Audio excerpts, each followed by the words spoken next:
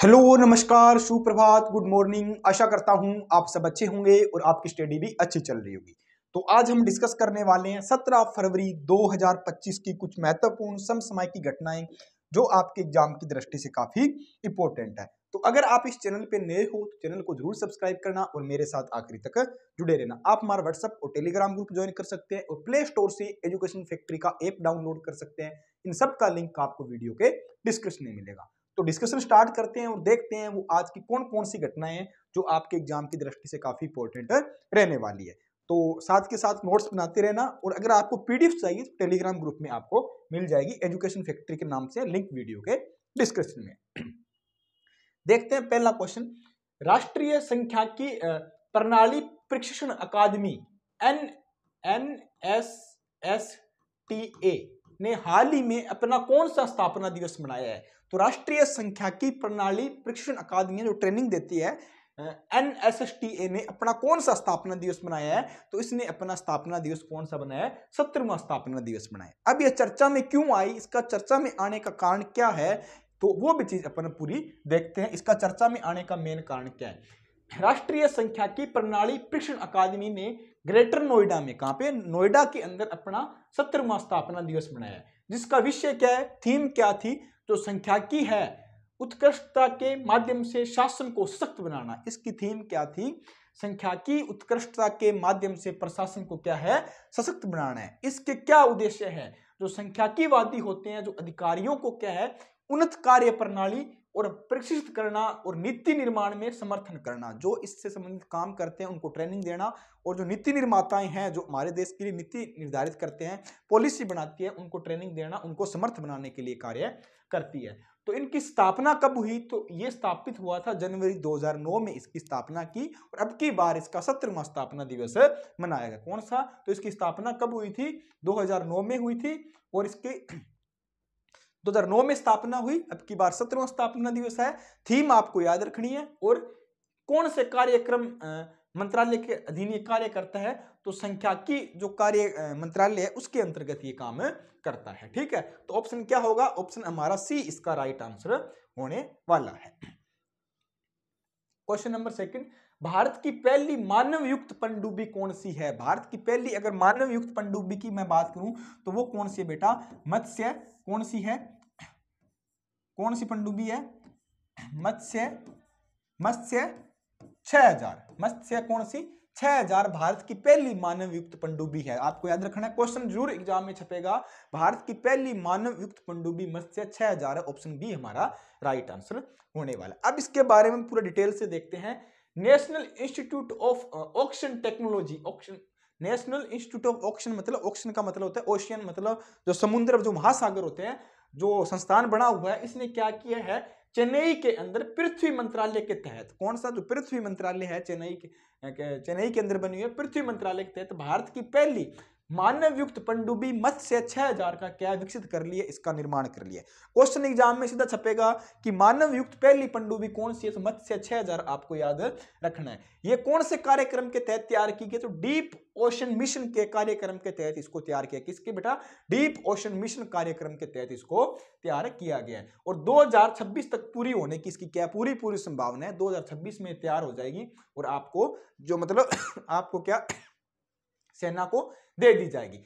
इस पनडुब्बी में क्या है? वैज्ञानिक सेंसरों ने लेंस होंगे, और 3 लोगों को 6000 मीटर की गहराई तक ले जाने में सक्षम होगी। मतलब इसमें लेंस वगैरह फुल सुविधाओं से अटैच होगी, और 3 लोगों को क्या है, इसको 6000 मीटर की गहराई तक ले जा सकती है। तब इसका नाम क्या है? मत्स्य 6000 रखा है। मतलब इसकी कितनी गहराई में जा सकती है? 6000 मीटर की गहराई में जाएगी। उसका आंतरिक व्यास, अगर मैं इस गोले की बात करूं, जिस पनडुब्बी इस गोले की बात करूं, इसका आंतरिक व्यास कितना? 2.1 मीटर क्या है इसका आंतरिक व्यास है, और टाइटेनियम मिश्र धातु से ये बनी हुई है। किस मीटर? टाइटेनियम मिश्र धातु से बनी हुई। इसरो ने क्या इसका सहयोग किया है बनाने के अंदर।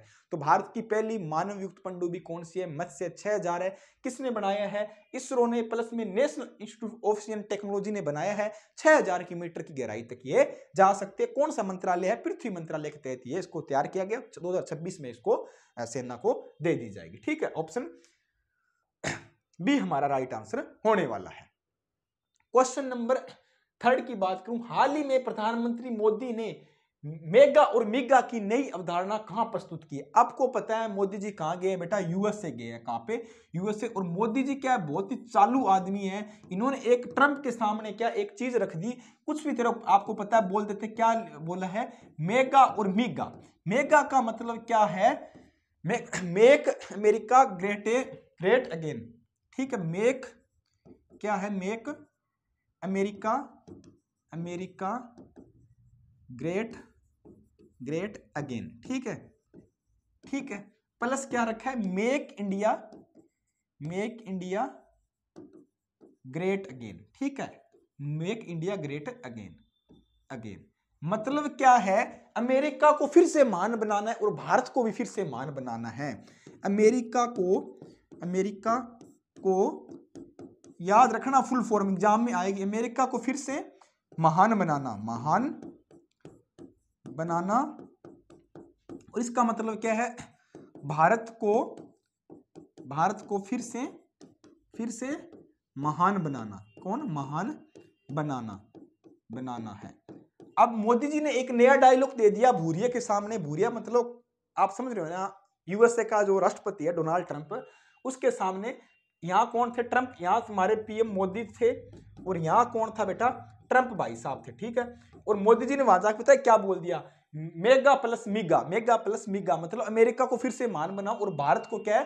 फिर से महान बनाओ। तो ये अवधारणा कहां पे प्रस्तुत की है मोदी जी ने? यूएसए के अंदर प्रस्तुत की है। ऑप्शन ए हमारा राइट होगा। वहां काफी तरह की डील्स हुई थी, मोदी जी की काफी बातचीत हुई, एलोन मस्क से मिले थे, वहां के उपराष्ट्रपति से भी मिले थे। ठीक है, कई लोगों से, तुलसी से भी मिले थे जो कि वहां की इंटेलिजेंस की चीफ है, इससे मिले थे, कई लोगों से मिले। और F-35 विमान की क्या डील हुई है आपको याद रखना है। F-35 जो विमान है, वहां के जो लड़ाकू विमान है, वो अमेरिका भारत को देने वाला है। F-35 की वहां पे क्या हुई है? डील भी हुई है। तो ये भी आपको ध्यान है रखना। तो ऑप्शन ए हमारा राइट आंसर होने वाला है। प्रधानमंत्री नरेंद्र मोदी ने अपने अमेरिका दौरे में एक अवधारणा दी है, मेगा प्लस मीगा। मतलब ये जो क्या है, make America great again, make India great again की अवधारणा दी कि मतलब दोनों देशों को क्या एक साथ विकसित करना है, फिर से विकसित करना है। और ये दोनों देशों के बीच क्या आपसी समझदारी या बात करें बिजनेस की डील को बढ़ाने के लिए, अच्छे संबंध मजबूत करने के लिए ये कार्यक्रम में किया गया था। ठीक है, तो ये आपको याद रखना कि मेगा प्लस मीगा कहां पे और मोदी जी ने कहां पे ये अवधारणा प्रस्तुत की? यूएसए में ये अवधारणा प्रस्तुत की थी। क्वेश्चन आपको कहीं ना कहीं जरूर देखने को मिलेगा। क्वेश्चन नंबर 4, हाल ही में जोथम नापत किस देश के प्रधानमंत्री बने? अब मैं इनके जो प्रधानमंत्री या राष्ट्रपति बनते हैं किसी देश के, वो आपको क्यों कराता हूं? इसलिए कराता हूं कि जो आरएस का पेपर हुआ था, वहां के उस पेपर के अंदर एक देश के राष्ट्रपति या प्रधानमंत्री को पूछा गया था हाल ही में वहां के प्रधानमंत्री या राष्ट्रपति कौन बने। मेरे याद नहीं है पूरा, बट क्वेश्चन में आया था, क्वेश्चन पेपर में। ठीक है, तो इसलिए अब जितने भी किसी देश के राष्ट्रपति या प्रधानमंत्री की जो नई नियुक्ति होगी, आपको जरूर याद कराया जाएगा। और आपको रट्टा मारने से गोटा मार लेना, कुछ भी कर लेना, आपको याद होना चाहिए। तो जोथम नापत किस देश के नए प्रधानमंत्री बने? तो वानुअतु के बने। किसके बेटा? वानुअतु के नए प्रधानमंत्री बने। ऑप्शन बी हमारा राइट होने वाला है। जोथम नापत वानुअतु के नए प्रधानमंत्री चुने गए हैं और ये कौन सी पार्टी के? लीडर्स पार्टी के अध्यक्ष हैं। और देश की जो प्रमुख पार्टी से अपने बीजेपी कांग्रेस है, वहां कौन सी पार्टी? लीडर्स पार्टी है, उसके क्या ये अध्यक्ष थे और इनको देश के प्रधानमंत्री के रूप में चुना गया। आपको सिर्फ इतना याद रखना है। क्वेश्चन नंबर 5, हाल ही में महिला प्रीमियर लीग जो आईपीएल होता है, उसी तरह क्या है डब्ल्यूपीएल भी होता है। ठीक है, महिला प्रीमियर लीग की शुरुआत कहां पे की गई है बेटा? डब्ल्यूपीएल, वुमेन प्रीमियर लीग, जिसको हम महिलाओं को होता है। तो कौन सा संस्करण है? आपकी बार थर्ड संस्करण है। कौन है? थर्ड है। तो कहां पे शुरू हुआ है? ये वडोदरा में शुरू हुआ। वडोदरा कहां है बेटा? गुजरात। कहां है? वडोदरा गुजरात में इसका आयोजन शुरू किया। कब शुरू हुआ है? तो 14 फरवरी से शुरू हुआ है। 14 फरवरी से कब तक चलेगा? 15 मार्च तक ये चलने वाला है। 15 मार्च 2025 तक चलने वाला है। टीम कितनी है? टोटल टीम की मैं बात करूं तो टोटल इसमें कितनी टीम है? 5 टीम है। ठीक है, 5 टीम है। पिछली बार कौन जीता था? सेकंड विजेता कौन रहा था? विजेता की मैं बात करूं, विजेता कौन रहा था? तो बेंगलोर। कौन रही थी?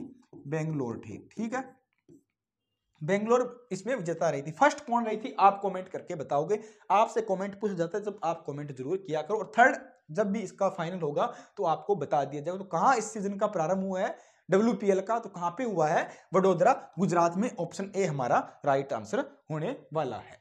महिला प्रीमियर लीग डब्ल्यूपीएल 14 फरवरी से स्टार्ट हो गया, गुजरात में हुआ है। और पिछले साल की तरह ही पिछले साल कौन रही थी विजेता, कौन रही थी? बेंगलुरु और गुजरात जॉइंट्स के बीच में वडोदरा में ही खेला गया था। ठीक है, तो गुजरात उप विजेता रही थी और बेंगलुरु क्या विजेता रही थी। 5 टीमें ये हमारी वो बोल सकते हैं श्रेणियां हैं जो इस बार खेलने जा रही है। तो आपको WPL भी देखना चाहिए, ओनली IPL से नहीं, क्योंकि इनको भी बढ़ावा, इनको भी मोटिवेशन भी मिलना चाहिए, इनको भी लगे कि हमारे भी मैच देखे जाते हैं।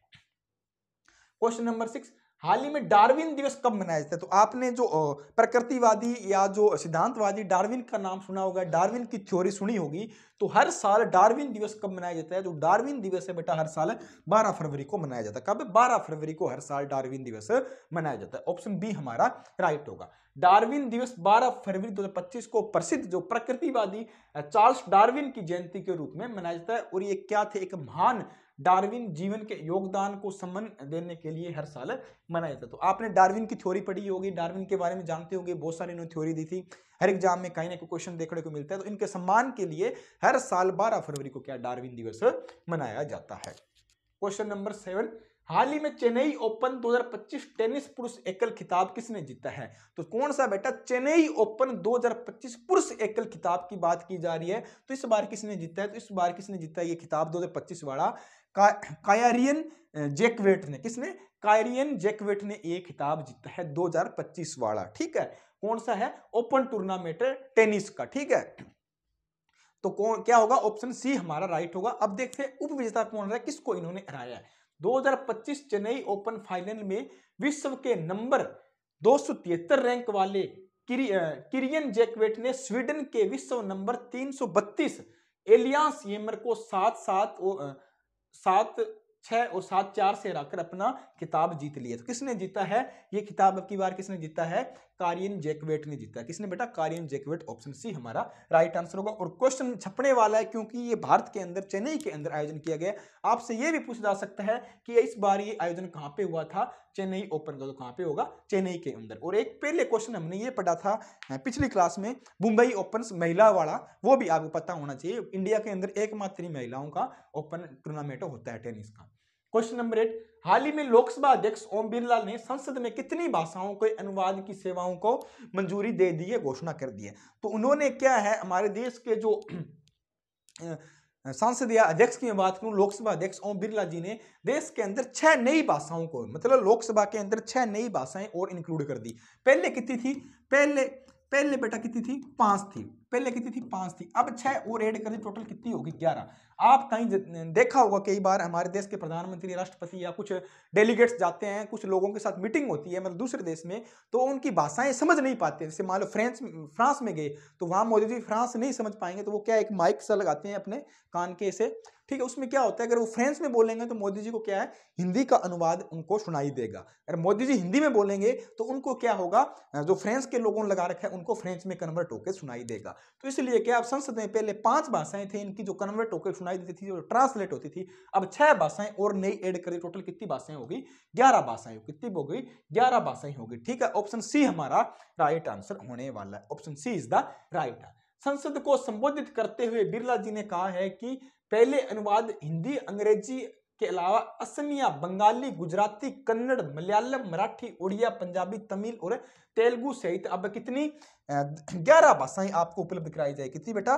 11 भाषाएं आपको क्या है उपलब्ध कराई, 11 भाषाओं में उपलब्ध है। ठीक है, ठीक है, सॉरी 6 भाषाएं और ऐड कर दी पहले। अब क्या है आपको, अब 6 और भाषाएं ऐड कर दी है। तो 6 और भाषाएं कौन कौन सी है? वो है कौन कौन सी है? बोडो, डोंगरी, मैथिली, मणिपुरी, उर्दू और संस्कृत को भी अब इसमें क्या ऐड कर दिया। कितनी? 6 भाषाएं और ऐड कर दी। पहले कितनी भाषाएं होती थी? पहले 10 भाषाएं होती थी। ठीक है, ठीक है, सही बात है, पहले 10 होती थी, 5 नहीं थी, सॉरी, पहले 10 भाषाएं होती थी। अब कितनी हो गई? 16 भाषाएं। टोटल कितनी हो गई? पहले 10 थी, पहले 10 होती थी, अब 6 और हो गई, तो अब टोटल 16 भाषाओं में आपको अनुवाद दिया जाए। कितनी? 16 भाषाओं में आपको अनुवाद कराया जाएगा। ठीक है, तो ऑप्शन सी हमारा राइट आंसर होने वाला है। तो आपको याद रखना है वो कौन कौन सी 6 भाषाएं, बोडो, डोंगरी, मैथिली, मणिपुरी, उर्दू और संस्कृत में भी आपको अनुवाद अब सुनने को मिलेगा। टोटल 16 भाषाओं में होगा। हाल ही में अगला AI शिखर सम्मेलन कहां आयोजित किया जाएगा? AI का मतलब है आर्टिफिशियल इंटेलिजेंस। कहां पे आयोजन किया जाएगा? तो अब की बार जो थर्ड नंबर का कहां पे हुआ था, फ्रांस के अंदर हुआ। कहां पे? फ्रांस, पेरिस में हुआ था। कहां पे? पेरिस के अंदर। अध्यक्ष कौन सा था बेटा? फ्रांस इसका अध्यक्ष था। कौन था? फ्रांस इसका अध्यक्ष था। ठीक है, और सह अध्यक्ष कौन था? भारत था। मतलब सह अध्यक्ष भागीदारी कौन था? भारत था। अब फोर्थ नंबर का जो अगला होगा वो कौन करेगा? भारत इसका आयोजन करने वाला है। कौन? भारत इसका आयोजन करेगा। मोदी जी वहां पे गए थे, उन्होंने खुद भागीदारी की और बोले कि अगला जो एआई शिखर सम्मेलन होगा, आर्टिफिशियल इंटेलिजेंस का सम्मेलन होगा, हम खुद आयोजन करेंगे, भारत के अंदर आयोजन किया जाएगा। तो ऑप्शन बी हमारा राइट होगा। आपको 2025 वाला जरूर याद रखना है कि थर्ड कहां पे हुआ, तो फ्रांस पेरिस के अंदर आयोजन हुआ। फोर्थ कहां पे होगा अगले वाला? वो होगा भारत के अंदर इसका आयोजन होगा। तो प्रधानमंत्री नरेंद्र मोदी ने घोषणा की है कि भारत अगला ग्लोबल एआई मतलब समिट, आर्टिफिशियल इंटेलिजेंस की समिट की क्या करेगा? मेजबानी करेगी। ये घोषणा कहां पे? पेरिस के अंदर हुई, जो फ्रांस की राजधानी है वहां। अब की बार क्या हुआ है, मोदी जी गए हुए थे, तीसरी वहां पे एआई समिट थी और वहां की अध्यक्षता किसने की? फ्रांस के राष्ट्रपति द्वारा की गई थी। और सह अध्यक्षता की बात करें, भागीदारी देश कौन था? इस बार भारत था। कौन था? भारत था। क्वेश्चन नंबर 10, अभी हाल ही में किसे केनरा बैंक के मुख्य अर्थशास्त्री नियुक्त किया गया है? तो अभी हाल ही में केनरा बैंक के मुख्य अर्थशास्त्री किसे नियुक्त किया गया है? तो वो कौन? डॉक्टर माधवन कुट्टी को। कौन? डॉक्टर माधवन कुट्टी को हाल ही में केनरा बैंक के नए अर्थशास्त्री नियुक्त किया गया। कुछ नियुक्तियों के क्वेश्चन भी एग्जाम में आते हैं, किसी पीएसयू के या किसी प्रमुख संस्थान की जो एमडी या नियुक्ति की जाती है, सीईओ की नियुक्ति की जाती है, तो वो क्वेश्चन भी आपको एग्जाम में आते हैं। तो केनरा बैंक के अर्थशास्त्री किसको नियुक्त किया गया? डॉक्टर माधवन कुट्टी को किया गया। ऑप्शन सी हमारा राइट होने वाला है। तो केनरा बैंक ने जनवरी 2025 में डॉक्टर माधवन कुट्टी को अपना नया मुख्य अर्थशास्त्री मतलब इकोनॉमी, चीफ इकोनॉमी है, वो किसको नियुक्त किया है? डॉक्टर माधवन कुट्टी को। बैंकिंग में इनको काफी टाइम हो गया, 2 दशक मतलब 20 साल से ज्यादा इस बैंकिंग सेक्टर में काम कर रहे हैं, तो इनको डॉक्टर माधवन कुट्टी को क्या है? इसके अर्थशास्त्री नियुक्त किया गया है। ऑप्शन क्या होगा? सी हमारा राइट आंसर होने वाला है।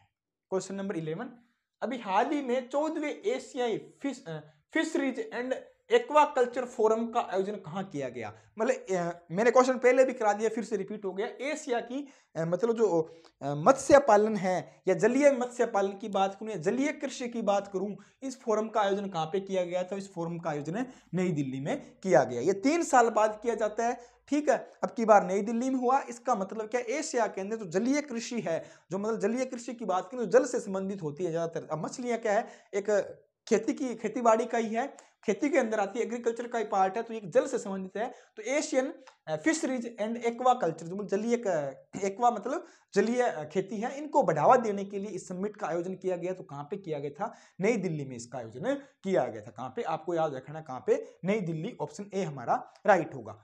14वां एशियाई मत्स्य पालन और जलीय कृषि फोरम की बैठक कहां पे हुई है? 14वां एशियाई मत्स्य पालन और जलीय कृषि फोरम की बैठक कहां पे हुई है?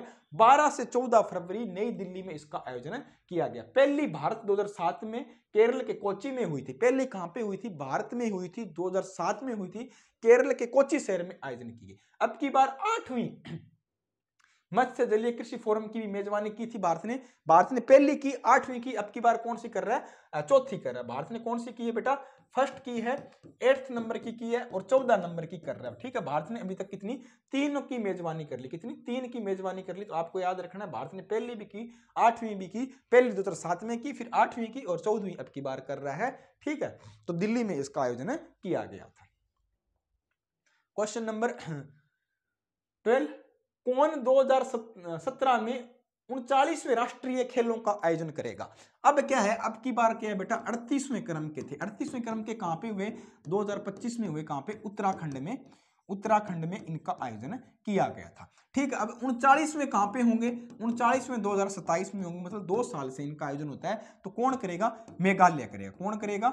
मेघालय करेगा। अब की बार फर्स्ट कौन रहा? सबसे ज्यादा मेडल किसने जीते? तो जो सेवाएं किसने? सर्विस बोर्ड ने जीते। मतलब सर्विस बोर्ड ने जीते। किसने बेटा?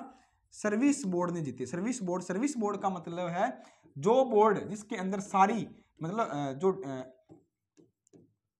सर्विस बोर्ड ने सबसे ज्यादा मेडल जीते, फर्स्ट नंबर पे रहा। सर्विस बोर्ड ने का मतलब क्या है? जितनी भी मतलब जो सर्विस में है, जो सेवाओं में जो संस्थाएं हैं, अगर आर्मी है, नेवी है, या अगर मैं बात करूं रेलवे है, जिन लोगों ने पार्टिसिपेशन किया था इस खेल के अंदर, तो उन्होंने सर्विस बोर्ड की तरफ से पार्टिसिपेशन किया और सबसे ज्यादा इन्होंने मेडल जीते। और राज्य के अंदर बात करूं तो राज्य के अंदर फर्स्ट में कौन रहा है, राज्य बेटा फर्स्ट में कौन रहा है, महाराष्ट्र रहा है। कौन रहा है, महाराष्ट्र फर्स्ट में रहा है, आपको याद रखना है। राजस्थान का कौन सा क्रम है, राजस्थान की मैं बात करूं, राजस्थान ने में इसमें कितने क्रम पे रहा है, तो राजस्थान बेटा इसमें 15वें नंबर पे रहा। राजस्थान का कौन सा नंबर था, आपको याद रखना है, 15वें नंबर पे कौन है, राजस्थान रहा है। राज्य के अंदर पहले नंबर पे महाराष्ट्र है और सर्विस बोर्ड सबसे ऊपर रहा है।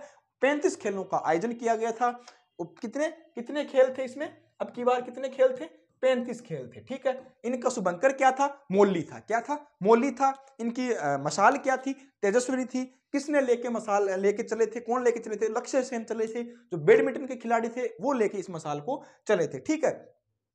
तो इसका पूरी विस्तार से मैंने आपको पहले भी क्लास में बता रखा है। और अब आपको याद रखना है कि 39वें कहां पे होने वाले हैं, मेघालय, ऑप्शन सी हमारा राइट आंसर होने वाला है। मेघालय ने आधिकारिक तौर पर 2027 में 39वें राष्ट्रीय खेलों की मेजबानी के लिए नामांकित किया गया है और 38वें नंबर के उत्तराखंड में हुआ था और खेलों का समापन हो गया है। और जो समारोह का आयोजन किया जाएगा जहां केंद्रीय मंत्री अमित शाह और मेघालय के मुख्यमंत्री भी क्या मौजूद रहने वाले हैं, ठीक है। तो 39वें क्रम के कहां पे होंगे, मेघालय में, आपको सिर्फ इतना याद रखना है। और 38वें क्रम के उत्तराखंड में हुए और किसने सबसे ज्यादा मेडल जीते ये भी आपको याद रखना है। क्वेश्चन नंबर 13, हाल ही में टॉम क्रूज को किस देश के प्रतिष्ठित एरोनॉटिक्स मेडल मिला है। जो टॉम क्रूज है उनको किस देश का प्रतिष्ठित एरोनॉटिक्स का मतलब अंतरिक्ष से रिलेटेड का जो मेडल है, सबसे सर्वोच्च मेडल है, किस देश का मेडल उनको दिया गया है। तो उनको टॉम क्रूज को किसका दिया गया बेटा, फ्रांस का। जो एरोनॉटिक्स का प्रतिष्ठित मेडल है वो किसको दिया गया है, टॉम क्रूज को दिया गया। और फ्रांस का मेडल है, इनको किस देश का, फ्रांस का है, एरोनॉटिक्स से संबंधित मेडल इनको दिया गया। ऑप्शन बी हमारा राइट होगा। तो टॉम क्रूज को एरो क्लब डी फ्रांस के ग्रांडे मेडल पुरस्कार से सम्मानित किया है। कौन सा मेडल पुरस्कार है, ग्रांडे मेडल पुरस्कार से इनको सम्मानित किया गया। फ्रांस का है, एरो क्लब है, इसने इनको सम्मानित किया है। और इसके संगठन की अध्यक्ष कैथरीन मोनेद्वारी द्वारा यह प्रदान किया गया। इस संगठन की जो अध्यक्ष थी कौन थी बेटा, कैथरीन ने इन्होंने ये इनको मेडल प्रदान किया। क्यों किया है, यह पुरस्कार विमान के इतिहास में महत्वपूर्ण योगदान और भावी पायलट है उनको प्रेरित करने के लिए दिया जाता है। तो टॉम क्रूज है, इनका जो इतिहास है, इनका जो बैकग्राउंड है वो किससे रिलेटेड, बहुत ज्यादा इनका योगदान किससे रहा, विमानों संबंधी बहुत ज्यादा इनका योगदान रहा है। और जो पायलट होते हैं उनको, जो विमान चलाते हैं उनको ट्रेनिंग देने में, उनको तैयार करने में इनका काफी बड़ा योगदान है। तो इसलिए इनको क्या है, फ्रांस का सबसे महत्वपूर्ण एरोनॉटिक्स का जो मेडल पुरस्कार दिया गया है वो किसके, एरो क्लब द्वारा दिया गया है। तो ऑप्शन क्या होगा, बी हमारा, सॉरी बी हमारा राइट आंसर होने वाला है, ठीक है। क्वेश्चन नंबर 14, हाल ही में एशिया के पहले आदमकद एनिमेट्रिक हाथी एली का अनावरण कहां किया गया है। तो हाल ही में एशिया के पहले आदमकद एनिमेट्रिक हाथी एली का अनावरण कहां किया गया है। तो इसका अनावरण कहां पे किया गया बेटा, इसका पहला अनावरण कहां किया गया है। पहले अनावरण की मैं बात करूं तो ये अनावरण किया गया है बेंगलुरु में। कहां पे किया गया, बेंगलुरु में। ऑप्शन बी हमारा राइट आंसर होने वाला है। अब इसका मतलब क्या है, एशिया के पहले अति यथार्थवादी अकादमिक एनिमेट्रिक हाथी एली का सेंट जोसेफ स्कूल में अनावरण किया है। कहां पे, सेंट जोसेफ स्कूल में अनावरण किया। विद्यार्थियों को आकर्षित करता है, तो पशु कल्याण का संदेश देता है। मतलब जो हाथी है उनको बचाना, उनको संरक्षण करना और जो पशुओं का कल्याण है, पशुओं के प्रति जागरूक करना लोगों को, इसके प्रति यह कार्यक्रम रखा गया था, ठीक है। तो ऑप्शन क्या होगा, बी हमारा इसमें राइट आंसर होने वाला है। तो ये हमारे आज के एमसीक्यू थे। अब हम देखेंगे वन लाइनर और आपके रिवाइज भी हो जाएंगे। राष्ट्रीय महिला दिवस कब मनाया जाता है, तो 13 फरवरी को क्या है बेटा, राष्ट्रीय महिला दिवस हर साल मनाया जाता है। सामाजिक विकास आयोग का 63वां सत्र कहां आयोजित किया गया, सामाजिक विकास आयोग का 63वां सत्र अमेरिका न्यूयॉर्क में आयोजन किया गया था। भ्रष्टाचार सूचकांक में अंतिम पायदान लास्ट में, मतलब सबसे लास्ट श्रेणी में कौन है, सबसे ज्यादा भ्रष्टाचार कहां होता है, तो दक्षिण सूडान में होता है। कहां पे, दक्षिण सूडान में सबसे ज्यादा भ्रष्टाचार कितना है। भारत की कौन सी है, 96वीं रैंकिंग है। ऑल इंडिया रेडियो की स्थापना कब हुई थी, 1956 में क्या है बेटा, ऑल इंडिया रेडियो की स्थापना हुई थी। अभी हाल ही में 251 बोलार्ड पुल टग अश्वयार्ड को कौन सी सेना में शामिल किया गया, तो विशाखापट्टनम की नौसेना डॉकयार्ड में इसको शामिल किया गया। विशाखापट्टनम की नौसेना की डॉकयार्ड में इसको शामिल किया गया। अभी हाल ही में पंकज आडवाणी ने कौन सा पुरस्कार जीता है? तो 36वां राष्ट्रीय और 10वां पुरुष स्नूकर का गोल्ड मेडल जीता है। स्नूकर के अंदर इन्होंने क्या है, 36वां तो राष्ट्रीय और 10वां पुरुष स्नूकर अवार्ड जीता है। राष्ट्रीय सफाई कर्मचारी आयोग के अध्यक्ष कौन है? तो श्री एम वेंकटेशन क्या है? श्री एम वेंकटेशन क्या है? राष्ट्रीय सफाई कर्मचारी आयोग के अध्यक्ष है। इसकी कार्यकाल बढ़ा कितना 2028 तक कर दिया है। आयकर विभाग की कानूनी स्थिति क्या है? मतलब आयकर विभाग की जो 1963 का में गठित किया गया था कर बोर्ड, उसको क्या रिप्लेस किया जा रहा है और कब तक करने वाला? 2000 क्या बेटा 15 का सॉरी 2025 का क्या नया आयकर आ रहा है। ठीक है, 2025 का नया आयकर अब की बार जारी किया जा रहा है। तो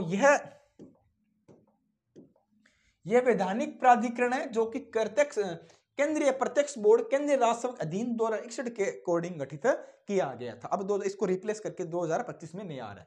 हाल ही में चर्चा मेरा ब्रह्मगिरी वन्य जीव अभ्यारण्य किस राज्य में? तो ब्रह्मगिरी कहां पे है? कर्नाटक के अंदर। हाल ही में किस देश में भारत के नए वाणिज्य दूताभ्यास का उद्घाटन किया गया? तो भारत का नया वाणिज्य दूताभ्यास कौन से देश के अंदर खोला गया है? तो फ्रांस के अंदर खोला गया, जहां AI समिट थी, हमारे देश के प्रधानमंत्री जी गए हुए थे। तो ये हमारे आज के 10 वन लाइनर थे। और आज का क्वेश्चन ऑफ द डे क्या है? अद्भुत वास्तुकला के लिए जाने माने सूर्य मंदिर कहाँ स्थित है? अद्भुत वास्तुकला के जाने माने सूर्य मंदिर भारत के अंदर कहाँ है? आपको कमेंट करके जरूर बताना है। आज का क्वेश्चन ऑफ द डे था। और आज के लिए थैंक यू, धन्यवाद। कल फिर मिलते हैं सुबह 8 बजे। अपने नोट्स वगैरह बनाते रहे, अपनी तैयारी को सुचारू रूप से जारी रखें।